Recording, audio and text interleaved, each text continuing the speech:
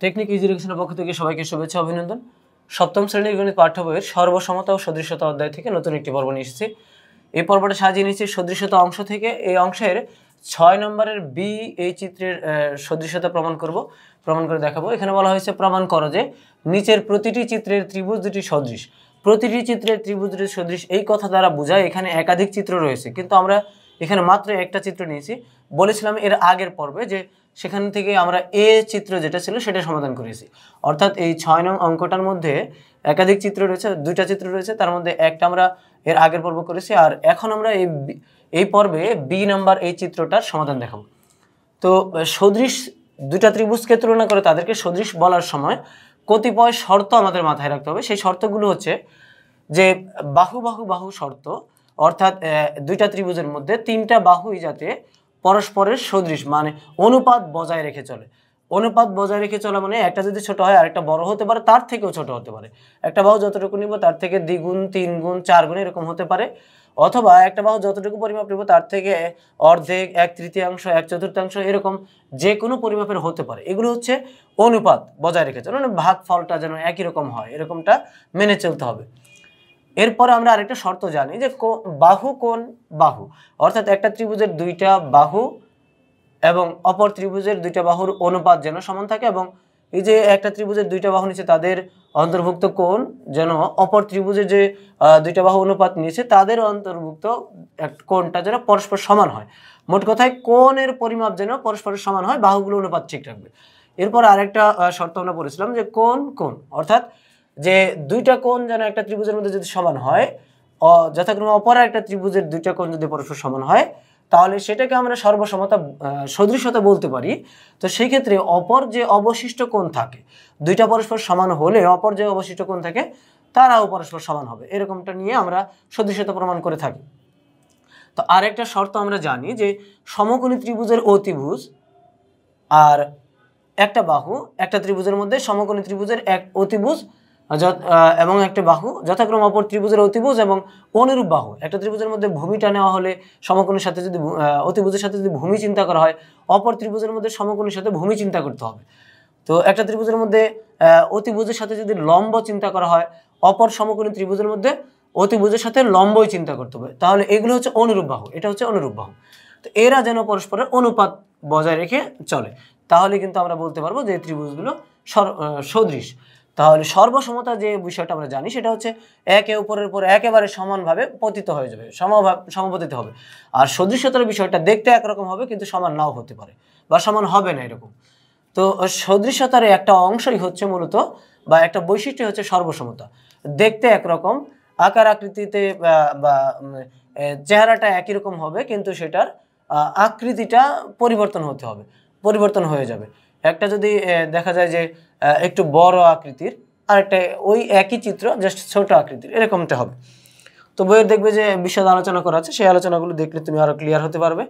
তো এই চিত্রের ক্ষেত্রে আমরা সমাধান করব 6 এর বি। তো এখানে দেখো যে এখানে সমকোণ দিয়ে একটা বাহু দেওয়া আছে, এখানে সমকোণ দিয়ে একটা বাহু দেওয়া আছে। এই বাহুটার নাম হচ্ছে WX আর এই বাহুটার নাম হচ্ছে PL। তো এই দুটোই কিন্তু সমান্তরাল সরলরেখা। তো এই সমান্তরাল সরলরেখাকে অপর একটা সরলরেখা ছেদ করলে সেখানে অনুরূপ কোণ আমরা চিন্তা করতে পারি। যদি দুইটা সরলরেখাকে অপর একটা সরলরেখা ছেদ করে সেখানে যদি একান্তর কোণ চিন্তা করা যায়, তাহলে সেখান থেকে একান্তর কোণ নিয়েও কিন্তু আমরা সমান চিন্তা করতে পারি বা সমান বলতে পারি। যেহেতু এটা আলাদা করে যদি চিন্তা করি WPLX, তাহলে কিন্তু এটা ত্রিভুজ হয় না, এটা হয়ে যায় চতুর্ভুজ। সেক্ষেত্রে আমাদের ওই যে একান্তর কোণ বা অনুরূপ কোণ, সেই ক্ষেত্রে কিন্তু আমাদের একটা সমস্যা রয়েছে যে আমরা এটা ইচ্ছা করলে বলতে পারছি না। কারণ হচ্ছে দেখো এই উপরের অংশটা কিন্তু আলাদা করে একটা ত্রিভুজ বলা যায় না, এটা একটা চতুর্ভুজ হয়ে গেছে। তাহলে কি বলতে হবে, উপরের এটাকে বড়টা সম্পূর্ণটা নিতে হবে একটা ত্রিভুজ, সম্পূর্ণটা, যেটা যেমন WXT এই পুরোটা, মাঝখানের এই রেখাংশটাকে চিন্তা বাদ দিতে হবে, যে রেখাংশটা যেন নেই।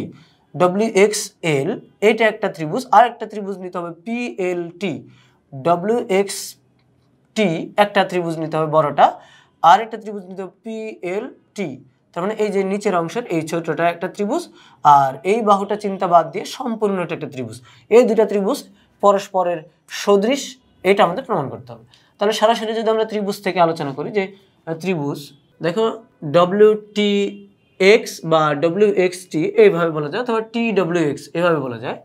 যে ছোট ত্রিভুজটার কথা যদি আমরা আগে বলি, টিপিএল ত্রিভুজ হচ্ছে টিপিএল ও ত্রিভুজ হচ্ছে টি ডব্লিউ এক্স, এই দুটো ত্রিভুজের মধ্যে তুমি লক্ষ্য করে দেখো এখানে একটা সাইন দেওয়া আছে যেটার মানে হচ্ছে সমকোণ।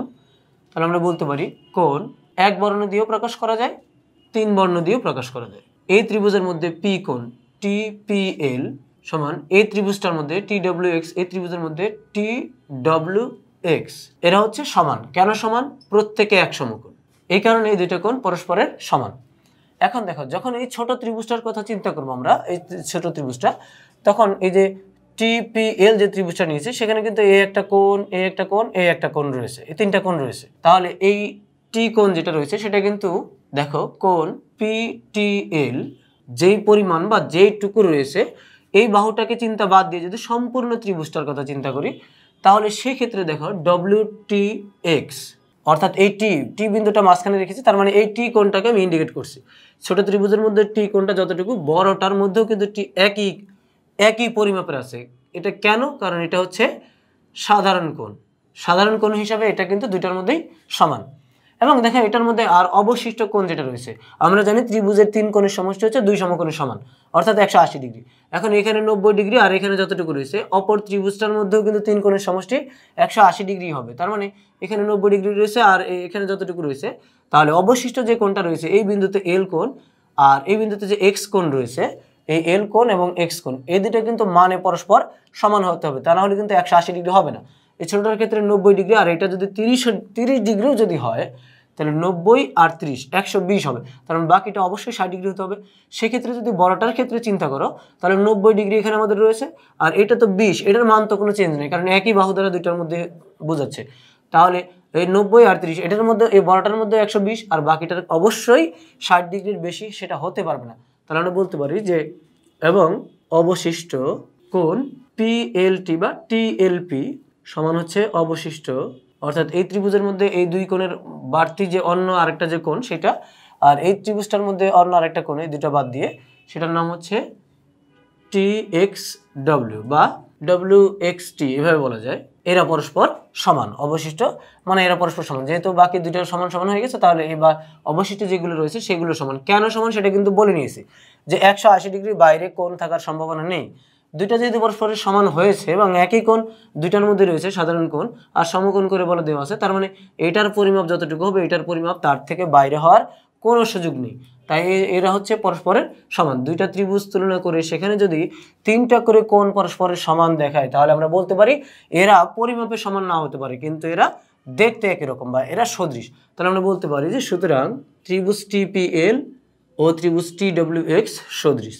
আর এটাই যেহেতু প্রমাণ করতে বলা হয়েছে যে প্রমাণ করো যে নিচের প্রতিটি চিত্রের ত্রিভুজটি সর্বসম, দুঃখিত সদৃশ, তাহলে আমরা যেহেতু প্রমাণের এই শেষ লাইনটা এসে গেছে, তাহলে আমরা লিখতে পারি যে প্রমাণিত।